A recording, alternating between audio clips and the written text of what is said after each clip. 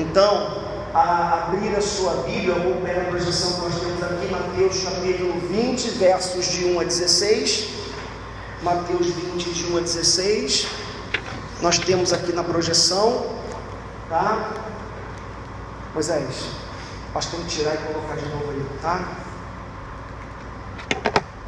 Mateus capítulo 20, versos de 1 a 16. Parábola dos trabalhadores na vinha. Especificamente falaremos aqui sobre esse contraste entre reinos.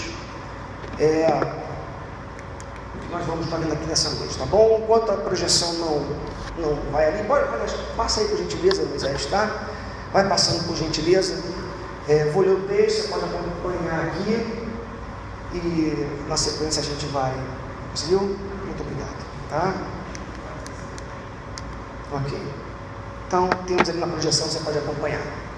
Diz assim então a palavra de Deus: pois o reino dos céus é como um proprietário que saiu de manhã cedo para contratar trabalhadores para a sua vinha. Ele combinou pagar-lhes 1 denário pelo dia e mandou-os para a sua vinha.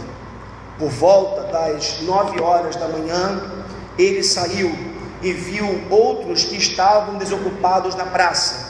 Ele disse: vão também trabalhar na vinha, e eu pagarei a vocês o que for justo. E eles foram.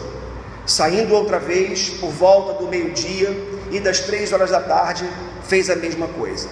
Saindo por volta das 5 horas da tarde, encontrou ainda outros que estavam desocupados e lhes perguntou: por que vocês estiveram aqui desocupados o dia todo? Porque ninguém nos contratou, responderam eles.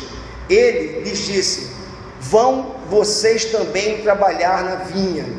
Ao cair da tarde, o dono da vinha disse a seu administrador: chame os trabalhadores e pague-lhes o salário, começando com os últimos contratados e terminando dos primeiros.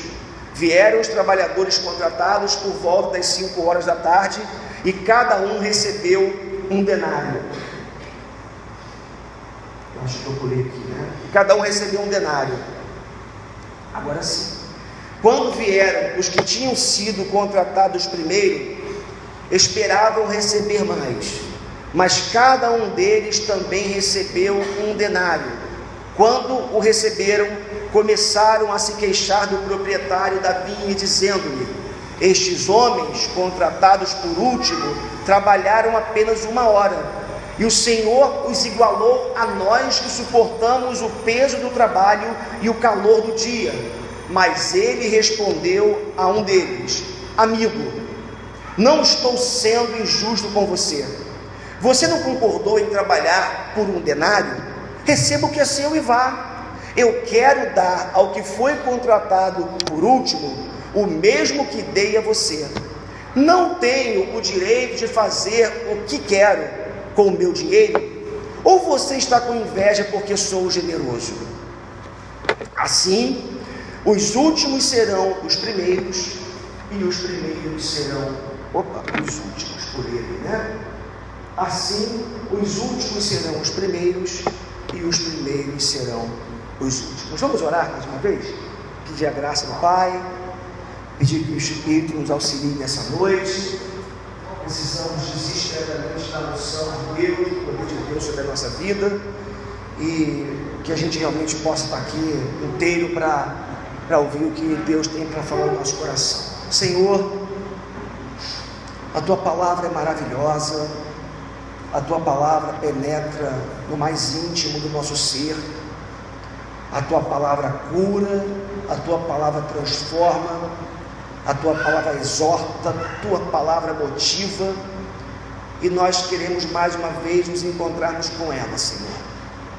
A leitura dela por si só já é um presente Teu para a nossa vida, mas cremos que o Senhor tem coisas ainda a ministrar ao nosso coração.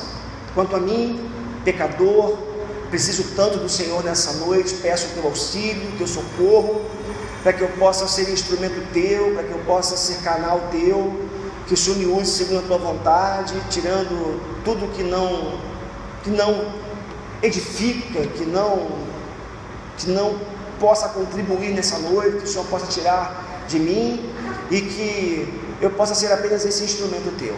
Quanto aos meus irmãos, que cada um aqui seja um solo fértil, pronto para receber essa semente, essa mensagem, e que ela possa produzir frutos gloriosos, frutos pessoais, frutos coletivos, que frutos realmente sejam aqui evidenciados, ó Deus, a partir da ministração da tua palavra.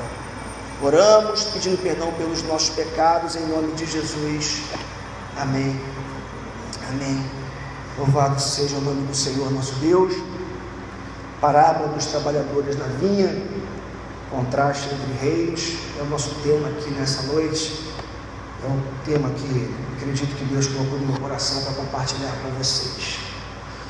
Queridos, em regra, quando nós entramos num projeto, quando nós, digamos assim, aceitamos uma proposta, seja para participar de um grupo social, seja uma proposta de emprego, até mesmo uma proposta para participarmos de uma igreja, acredito que lá no fundo reside uma pergunta em cada um de nós: o que eu vou ganhar com isso?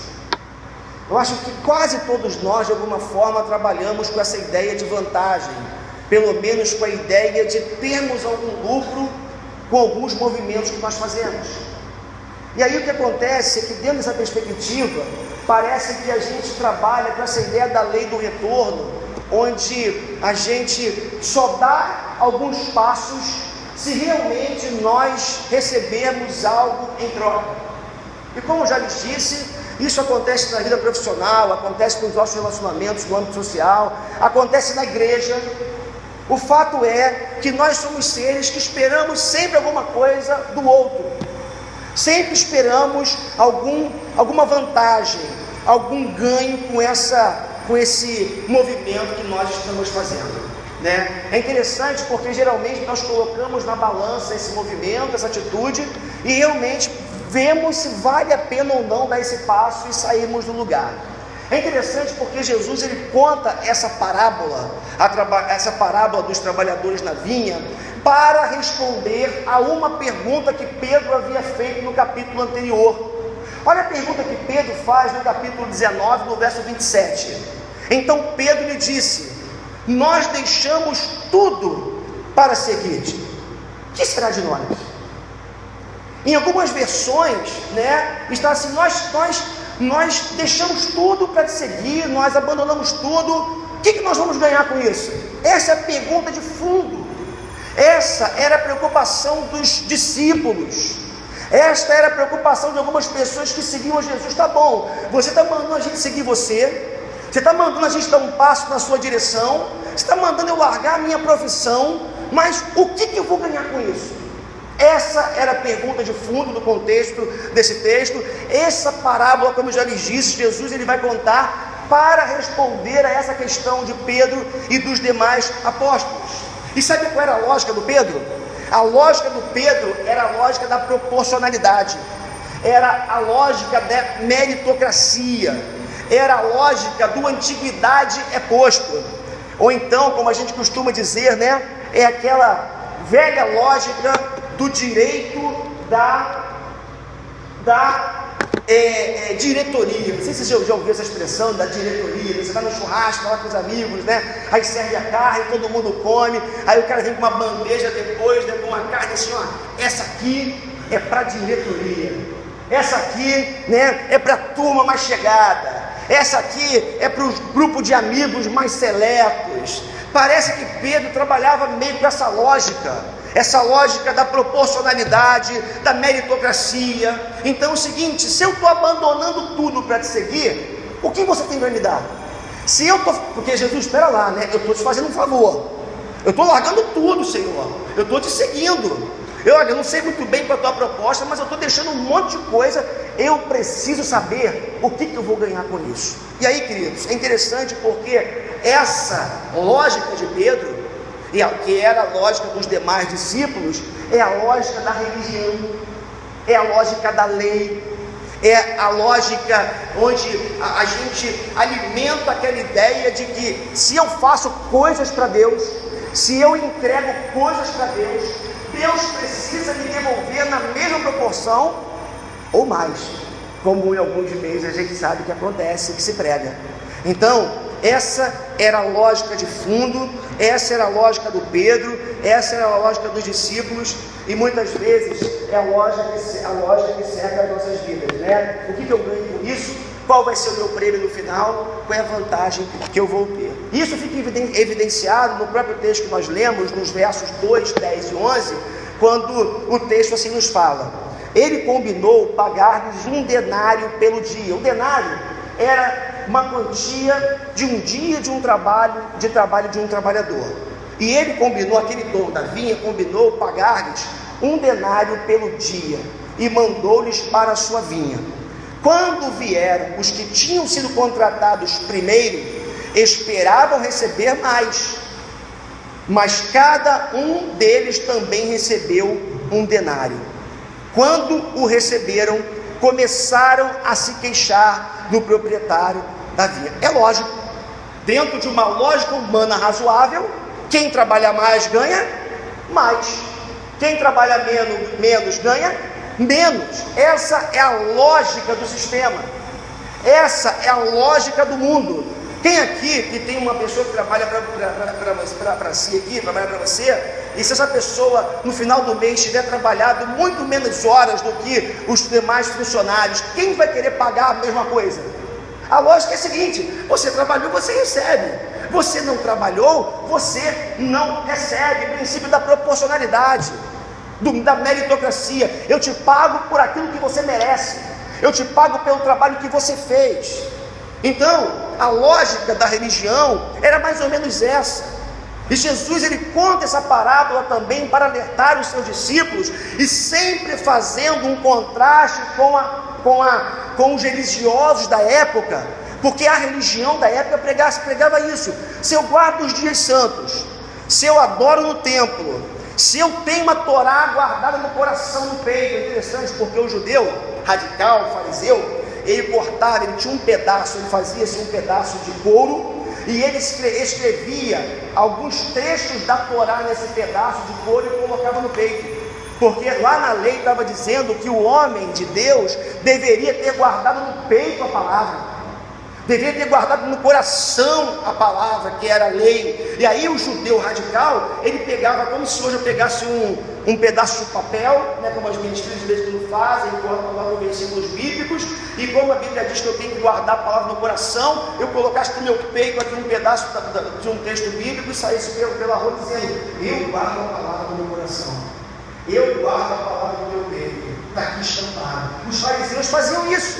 Então, essa era a lógica religiosa do tempo de Jesus. Os fariseus, né, os religiosos, guardavam dias santos, adoravam no templo, eles cumpriam os rituais da lei, e eles queriam uma paga em troca. Se eu faço, eu mereço. Se eu dou, eu tenho que receber em contrapartida. E Pedro tinha, por assim dizer, um elemento a mais nessa barganha. Pedro fala para Jesus: eu larguei tudo para te servir. Queridos, quem aqui, lá pelas tantas, num momento de aperto, num momento de dor, não chegou para Deus e disse: mas Deus, eu vou à tua igreja, à tua casa, mas Deus, eu tenho orado por tanto tempo, mas Deus, eu dou o dízimo na tua casa.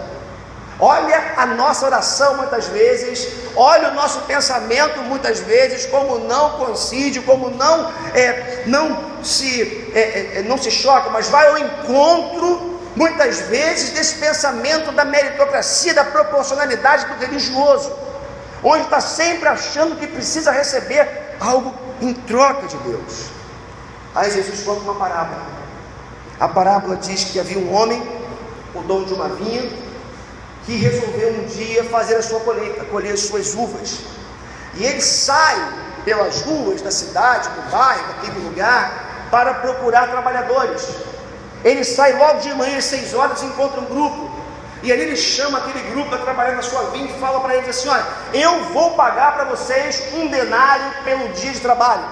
E o texto diz que aqueles homens aceitam a proposta e vão junto com aquele homem dono daquela fazenda. Mas o texto diz que aquele homem sai de novo às 9 da manhã, ao meio-dia e às 3 da tarde, e fala o seguinte para aqueles homens, para outras pessoas: venham trabalhar comigo na minha vinha, e eu pagarei a vocês o que for justo. Ele não disse que pagaria um denário para esses grupos restantes, disse que pagaria o que fosse justo. E às 5 horas da tarde, ele sai de novo e pergunta: vem cá, vocês estão aqui na praça até agora, e vocês não foram ainda, não estão trabalhando ainda? E eles falam para aquele homem: ninguém nos contratou. Ah, é? Então vem comigo, vamos trabalhar na minha vinha. E aí, Jesus não combina um denário, Jesus, né? O dono da vinha não combina um denário, não combina o que for justo, simplesmente os chama, e eles, que não tinham nada a perder, às 5 horas da tarde, resolvem ir com aquele homem para a sua vida. Interessante, porque alguns personagens nos chamam aqui a atenção, né? Alguns personagens, alguns atores aqui dessa parábola. Nós temos o dono da fazenda, dessa vinha, que aqui no texto bíblico pode ser comparado ao nosso Deus, que é o Senhor da seara, que é o Senhor da vinha, que é o dono de todas as coisas. Nós temos ainda os primeiros trabalhadores, aqueles que foram chamados na primeira hora, ou seja, um paralelo à nação de Israel, aqueles que serviam a Deus já há muito tempo, aqueles com quem Deus fez um contrato, que é a lei, aqueles que Deus chamou para servi-lo a partir de um contrato, a partir de uma regra, porque precisava ser assim naquele momento. E nós temos também os trabalhadores dos chamados posteriores, os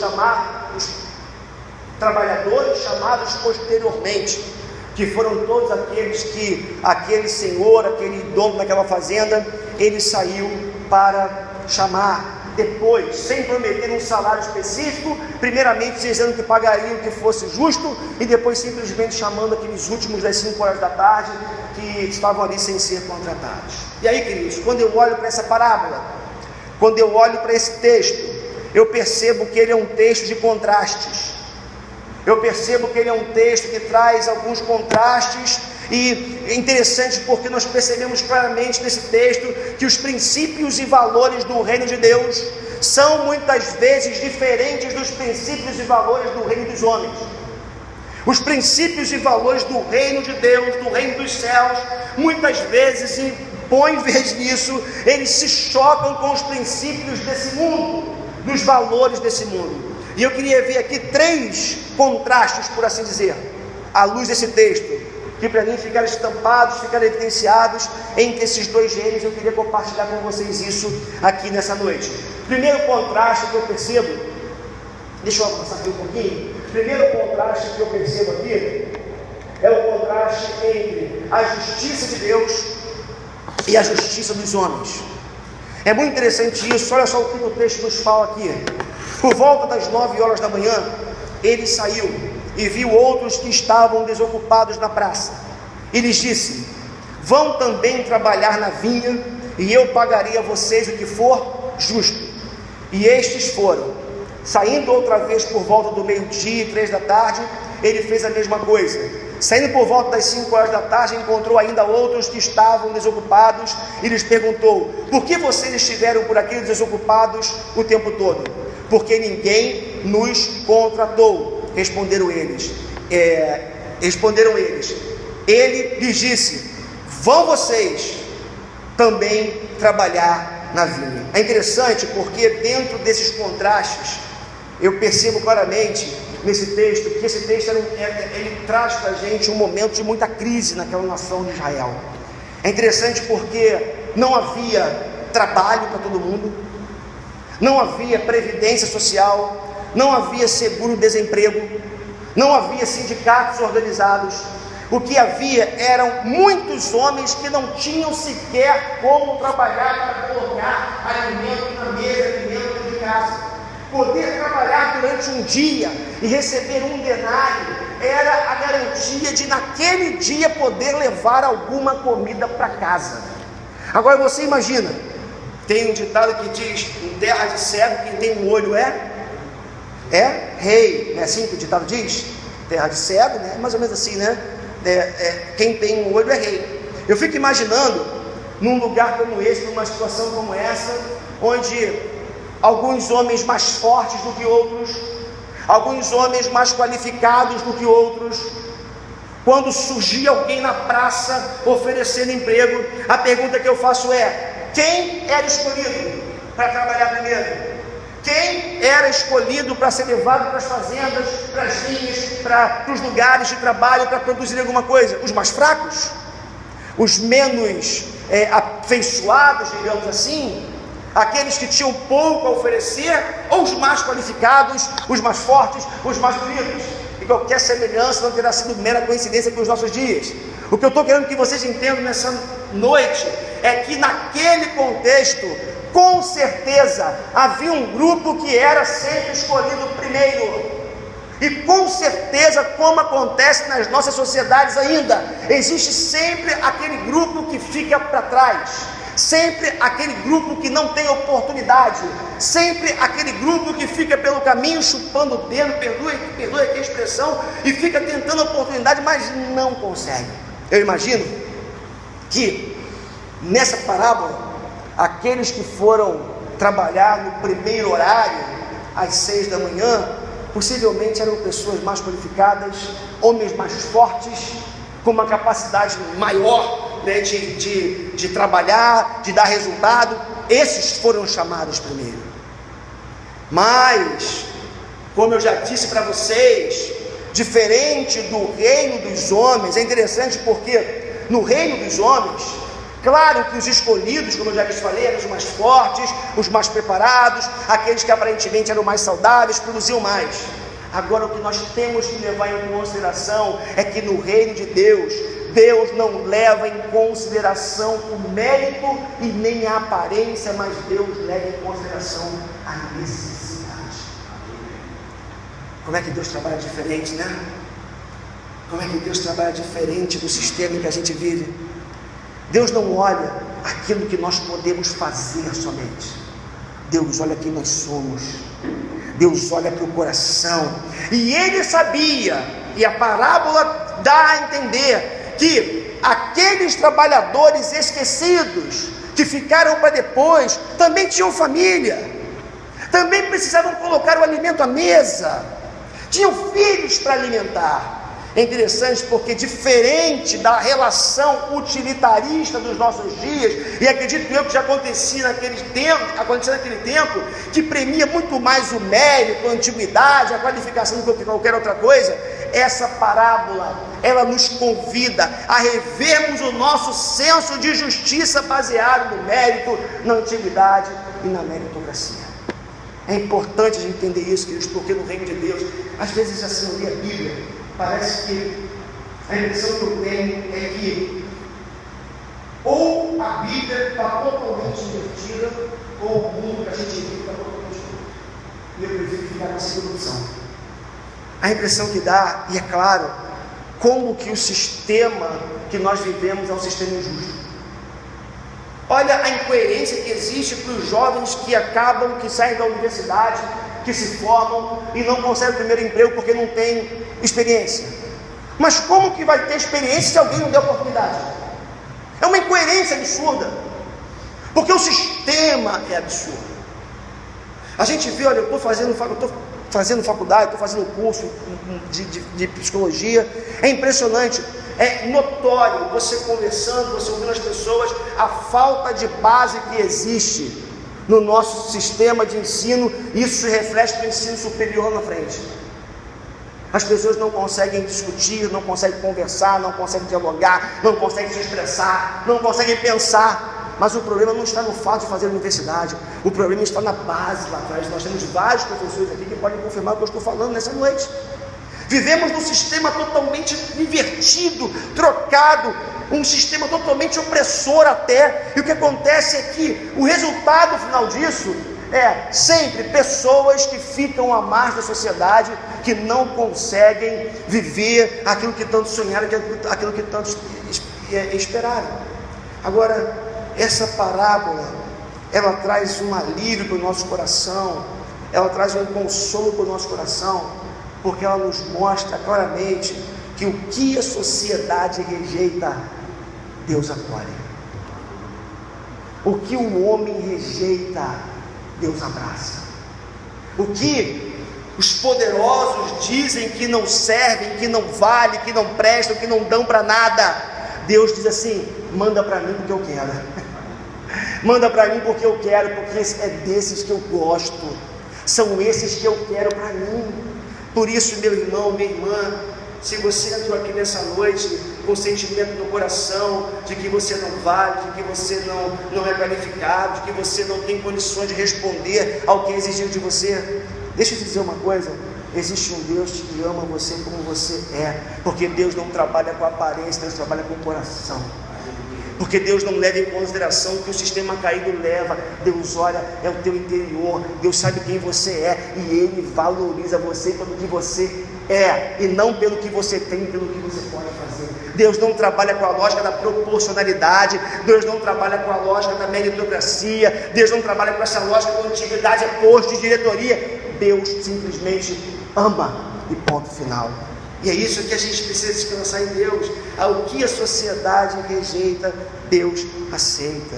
É interessante porque o Deus e Pai de nosso Senhor Jesus Cristo, Ele é um Deus, digamos assim, inclusivo. Ele inclui a todos. É interessante porque o sistema exclui, né? Você chega num lugar, se você não estiver bem vestido, você olhar de um jeito. Se você chega bem vestido, né? Se você estiver mal vestido, você vai de um jeito. Se você chega bem vestido, é outra coisa, né? Eu estava conversando com um rapaz outro dia, ele falou assim: cara, eu estava com dinheiro para comprar um carro outro dia, eu queria comprar à vista. Só que eu fui dar uma pedalada, fiquei todo suado, estava todo, né, assim, eu estava de chinelo, camiseta, entrei na concessionária. O cara olhou para mim assim, eu falei assim: não teve um carro. O cara olhou para mim e ele respondeu. Ele virou as costas e foi embora. Aí ele falou: cara, ele saiu fora, saiu. Tinha uma concessionária na frente, ele atravessou, foi do outro lado na rua e foi e fechou o negócio. Sabe o que ele fez? Depois ele voltou lá. Ele voltou: Deus, eu queria mais com aqui de chinelo, porque a se você não deu nenhuma atenção, acabei de fechar o negócio do outro lado da rua e o cara não deu uma condição. Então você, infelizmente, você. Sabe por que isso? Porque o mundo valoriza a aparência, valoriza o belo discurso, valoriza o que você pode dar em troca. O que você tem para oferecer? Tem dinheiro? Tem influência? Então vem para mim, vem do meu lado, vem cá, eu quero você do meu lado. Mas Deus não age assim. Eu fico imaginando, né, os lugares que Deus habita, os lugares para onde Deus vai manifestar sua presença. Eu acredito que Deus visita as cracolândias, Deus visita os abrigos onde existem crianças abandonadas, marginalizadas. Deus habita nos lugares sujos. Deus habita onde as pessoas estão ali sofrendo. É o lugar que Deus vai, muitas vezes. Agora, a religião vai tentar impor a presença de um Deus apenas nos templos bonitos, nos templos erguidos, de pessoas bonitas, de pessoas cheirosas, bem arrumadas. Mas, queridos, não que Deus não habite nesses lugares, só que às vezes a gente se esquece que o nosso Deus é um Deus que inclui, é um Deus que chama, é um Deus que pega tudo aquilo que a sociedade rejeita, Ele traz para si. Pode ter certeza, como eu já lhes falei, Deus está nos lugares menos prováveis ou mais improváveis, se manifestando, atuando, abençoando, pelo menos improváveis para a religião ou para os religiosos, digamos assim. Mas vamos avançar, porque eu falei que esse texto é um texto de contrastes, né? O primeiro contraste que nós encontramos aqui então, foi o contraste que há entre a justiça dos homens e a justiça de Deus, que é completamente diferente. Mas também há um segundo contraste que eu encontrei aqui nesse texto, que é o contraste entre o contentamento e a comparação. E esse texto ele é bem interessante, ele deixa bem evidenciado esse contraste aqui. Opa, deixa eu voltar aqui um pouquinho.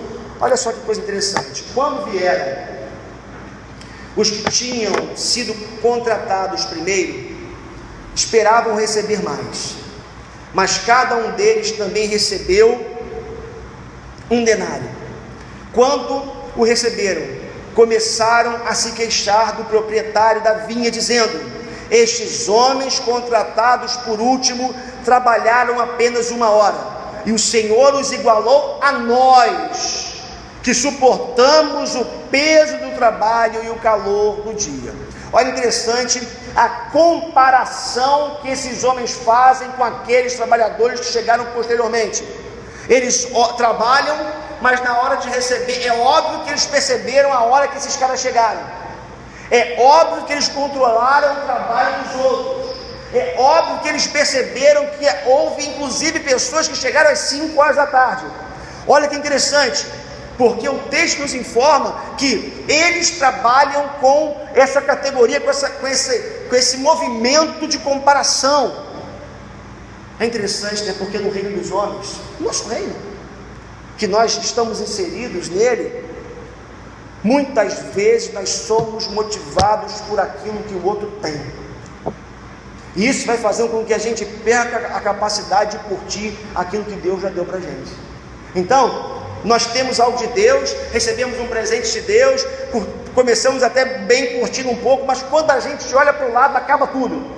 Eu já contei aqui a história para vocês do meu carro, do meu outro carro, né? Quando eu comprei, vou contar, porque a Cristiane não pode ouvir, porque ela vai dizer que eu repito a mesma história toda vez, vou contar baixinho, tá? Então assim, algumas pessoas não ouviram, pelo menos 2 ou 3, né? Mas enfim, eu me lembro quando eu comprei meu Logan lá atrás, cheguei da concessionária, carro sem placa, meu carro zero, bacana, eu parei na garagem, feliz da vida. A minha felicidade durou até eu abrir a porta, eu tinha que olhar para o lado e vi um carrão do lado assim, zero, um carro, maravilhoso, um Dodge maravilhoso. Eu falei, aquele é o carro de verdade, aquele é o carro que eu tinha que ter. No instante a minha alegria acabou porque eu olhei para o lado. Por quê? Porque a vizinha, às vezes também, né? Mas a grama do vizinho é mais interessante. A grama do vizinho é mais interessante, é mais verde. E a gente está sempre trabalhando com essa ideia de que o que o outro tem é melhor do que eu tenho. Aqueles caras estavam felizes, lembram? Até pouco tempo eles eram desempregados na praça, não teriam o que levar para dentro de casa. Alguém aparece, oferece um emprego, eles vão trabalhar felizes, até que eles olharam para o lado. E quando eles olharam para o lado, eles começaram com um processo de comparação, e eles acabaram invejando aquilo que os outros tinham. Interessante, porque toda inveja, ela carrega um sentimento homicida, né? Porque qual é a lógica? Pois o invejoso, ele quer o lugar do outro. Inveja não é só você não querer que o outro, você querer o que o outro tem, muitas vezes, né? É você não querer que o outro tenha o que ele tem, e muitas vezes você ainda querer ocupar o lugar do outro.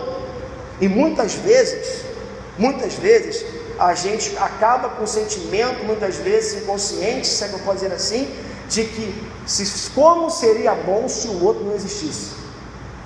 O que é isso, senão no fundo um sentimento profundamente homicida dentro da gente?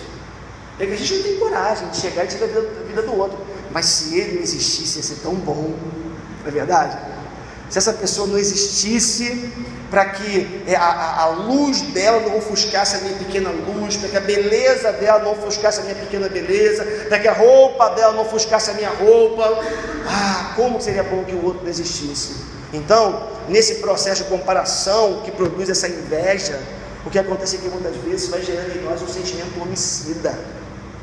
Como seria bom que os outros não existissem. Aí tem uma série de frases que não é minha, uma frase rodada também, que diz assim: nós compramos o que nós não precisamos com o dinheiro que nós não temos para impressionar às vezes pessoas que nós sequer conhecemos.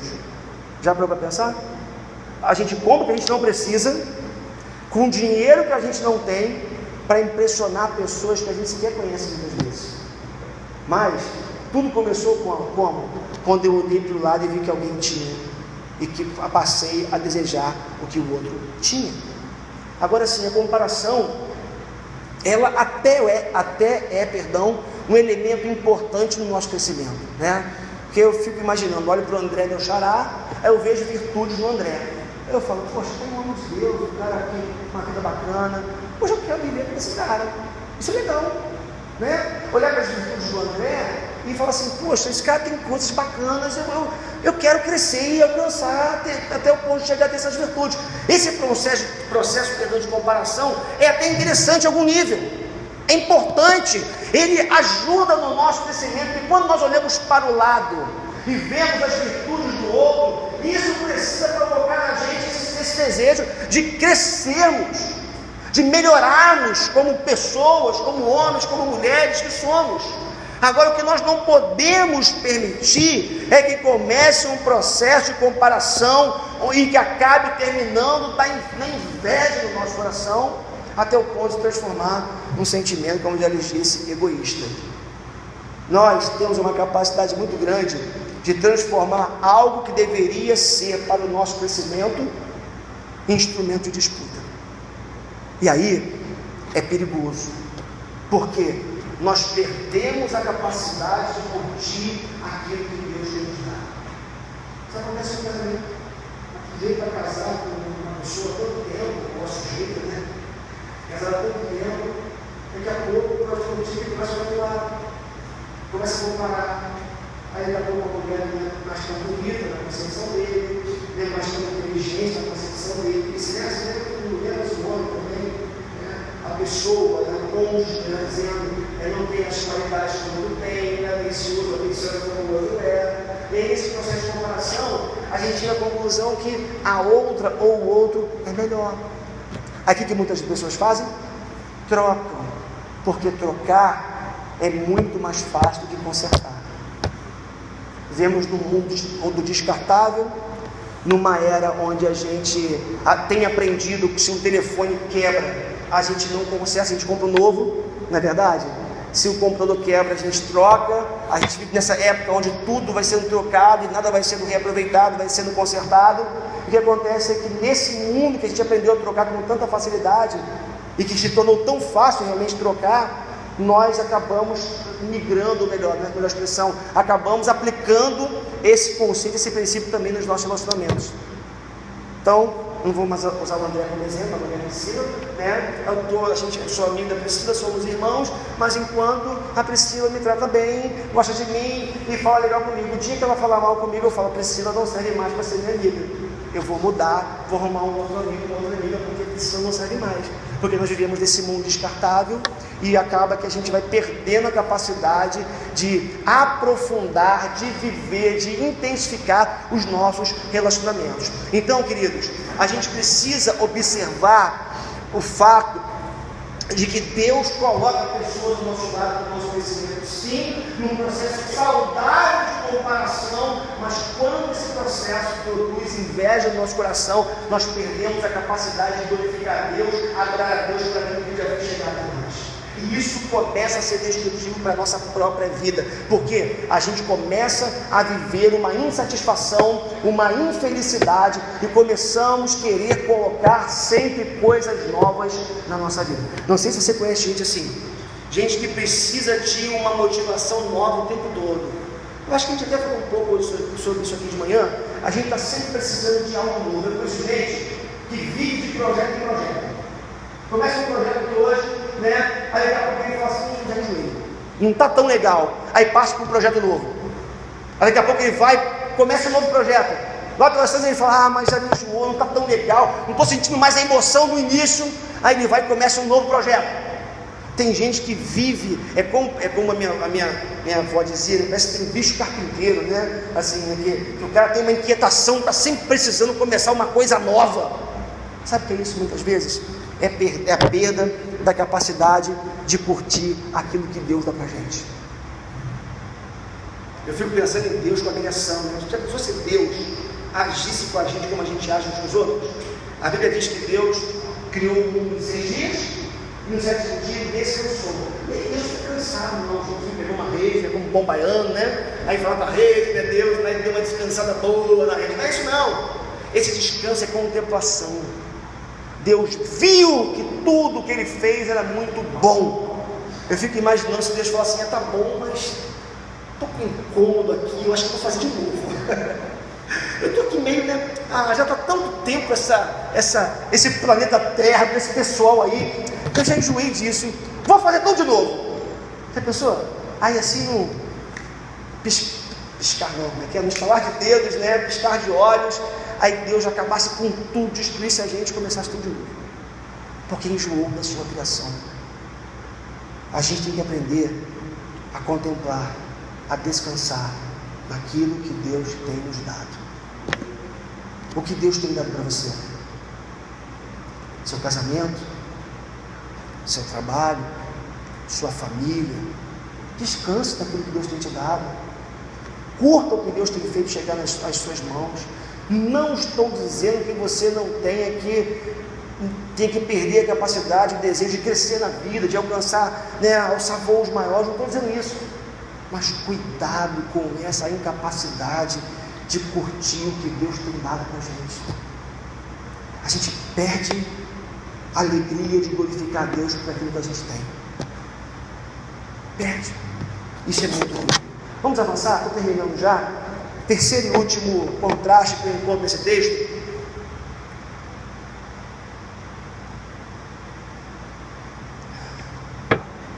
É a graça generosa versus o acordo limitador. Interessante porque esse texto mostra pra gente, fala pra gente que Deus, ou melhor, aquele dono daquela vinha, daquela fazenda, chamou os primeiros trabalhadores e fez um acordo com eles. Trabalhem para mim, que eu pagarei para vocês um denário, o salário de um dia de um trabalhador, justo por sinal, um pagamento justo, um pagamento bom.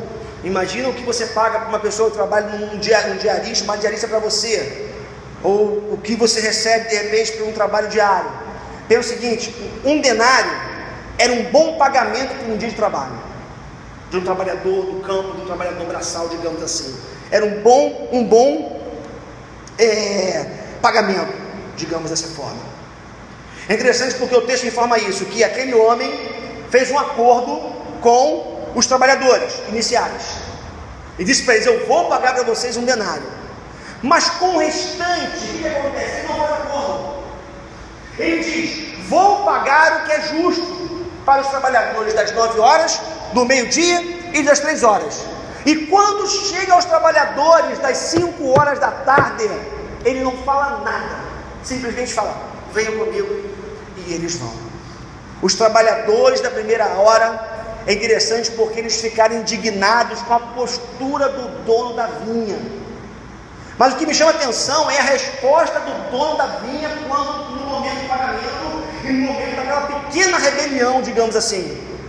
E o dono da vinha vai dizer para eles: vem cá, mas eu não combinei algo com vocês, e vocês não trabalharam conforme nós combinamos, por que então agora vocês estão reclamando?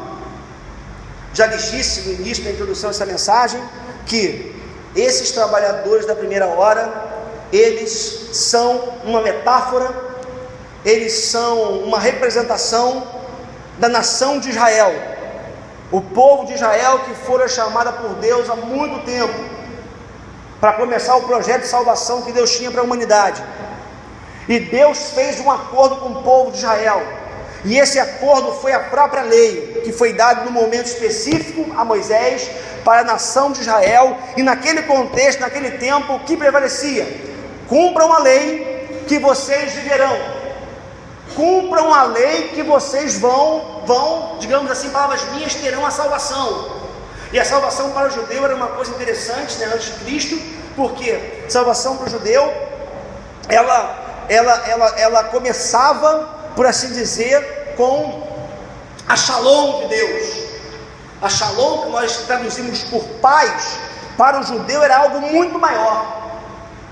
Envolvia uma vida tranquila, envolvia você ter prosperidade. É interessante isso, porque quando você pega os pregadores da prosperidade atualmente, é interessante, eu falava esses dias para uma pessoa isso, as pregações da prosperidade são todas embasadas no Antigo Testamento, mas eu não canso de dizer, o conceito de prosperidade do Antigo Testamento é diferente do conceito de prosperidade do Novo Testamento. No Antigo Testamento, uma pessoa próspera, ou melhor, abençoada por Deus, essa pessoa ela tinha servos, terra, muito gado e tinha dinheiro. A manifestação da bênção de Deus era visível, era material. No Novo Testamento há uma inversão, mas há uma espécie de upgrade da bênção, digamos assim. Por quê? Porque a bênção no Novo Testamento, Paulo vai dizer que nós fomos abençoados com toda a sorte de bênçãos espirituais nas regiões celestiais em Cristo Jesus.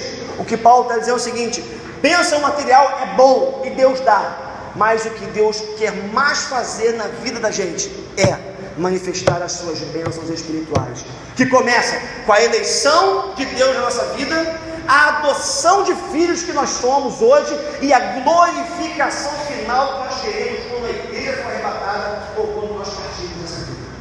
Essa é uma bênção que a gente pode ter.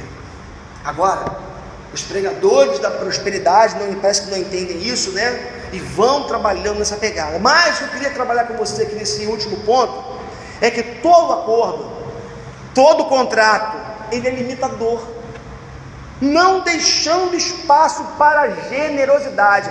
Murilo falava aqui mais cedo sobre generosidade.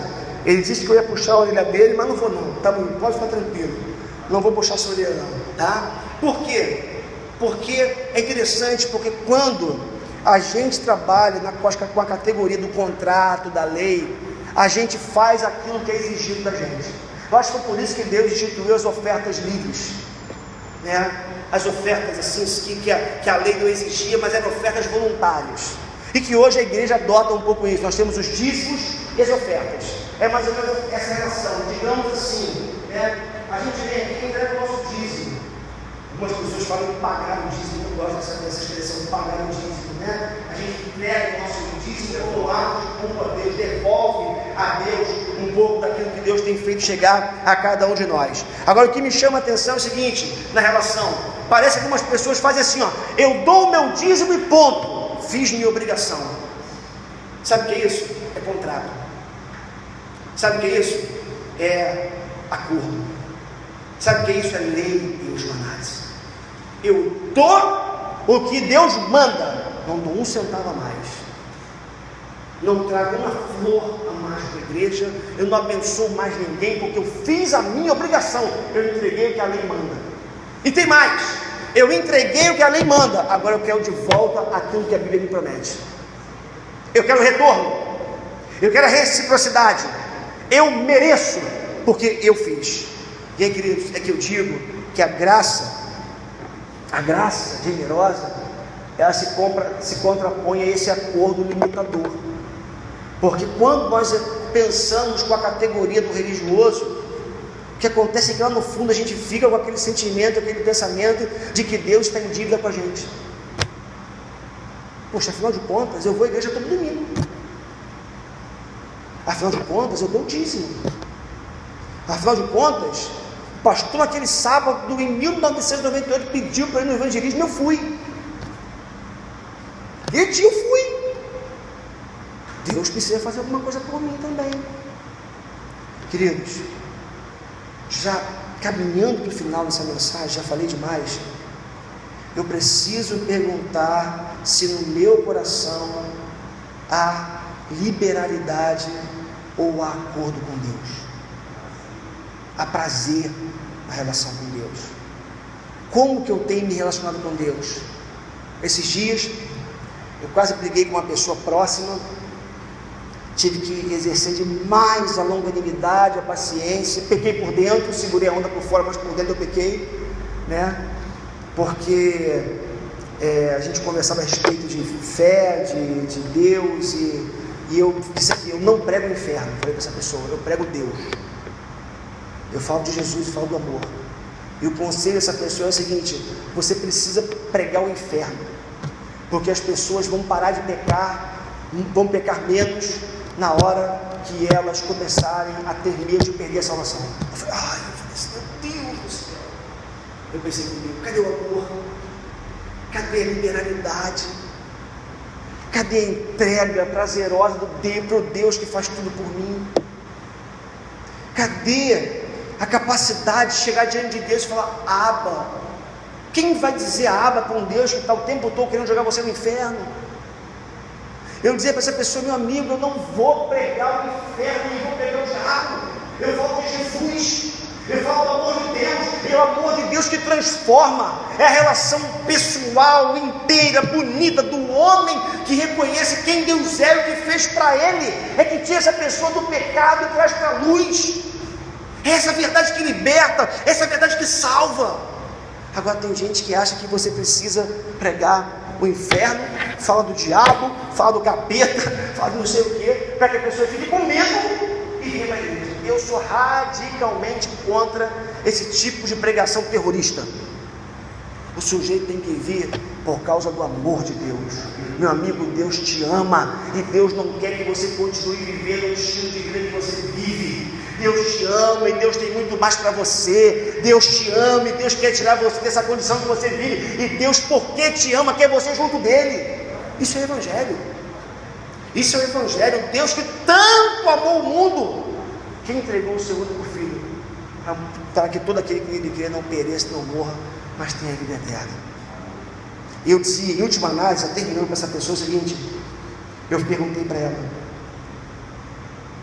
de quem nós somos salvos? Do que nós somos salvos? Do inferno. Eu falei: não, nós somos salvos da ira de Deus, porque lá em Romanos capítulo 5 diz: sendo pois justificados, temos paz com Deus. O homem pecador não tem paz com Deus, o homem não justificado não tem paz com Deus. A paz entra na nossa vida quando nós somos justificados pelo sangue de Cristo, e a inimizade termina. A inimizade com Deus que reinava na nossa vida termina por causa do sangue de Jesus. Isso é evangelho. Agora, pregar o inferno, o diabo, para que a pessoa venha correndo para a igreja com medo de ir para o inferno, isso não é evangelho. Isso eu me recuso a pregar. Quem vive debaixo do regime do acordo limita-se a fazer o básico, a fazer o essencial. A gente tem que tomar cuidado com isso, e é por isso que eu digo para você nessa noite: sonhe seu coração e pergunte: eu tenho um acordo com Deus, eu tenho uma lei que rege o meu coração, ou eu posso chamar Deus de Abba, tenho liberdade com esse Deus, amo esse Deus, sinto que sou amado por Ele e por isso eu o sirvo. Acredito eu que quando a gente assim faz, a gente começa a estabelecer uma relação leve com Deus, séria, porém leve com Deus. E eu termino numa última frase dizendo que o nosso Deus não é Deus de relações obrigatórias. Deus é Deus de relações voluntárias. Deus quer que nós cheguemos até Ele, mas Deus quer que o nosso coração resida a vontade de estar com Ele por prazer, por amor, por aquilo que Ele é, por aquilo que Ele tem feito novamente na nossa vida. Mais uma vez eu pergunto a você: como que você tem se relacionado com Deus? Na base da lei, na base do contrato, ou na base da graciosidade, do amor e da liberdade? Espero que você esteja se relacionando com Deus nessa base do amor, da graça, da liberdade. Acredito que é isso que Deus tem para a minha vida e para a sua vida. Dois reinos que se opõem muitas vezes entre si: reino dos homens, reino de Deus. O que nós precisamos é cada vez mais encher o reino dos homens com os princípios do reino de Deus. Continuar a nossa vida, continuar sendo quem nós somos lá fora, mas como eu dizia hoje de manhã aqui, com senso de missão, fazendo diferença e abençoando as pessoas, fazendo assim, com clareza da nossa identidade em Cristo, de quem nós somos em Jesus. A gente vai influenciando o reino dos homens, a gente vai ganhando o reino dos homens, as pessoas, e abençoando essas pessoas que Deus tem colocado para estarem conosco. Que Deus nos abençoe nessa noite, que a palavra possa penetrar no nosso coração, fazer diferença na nossa vida, e que de verdade você possa voltar para casa hoje sabedor de que você é cidadão do reino de Deus.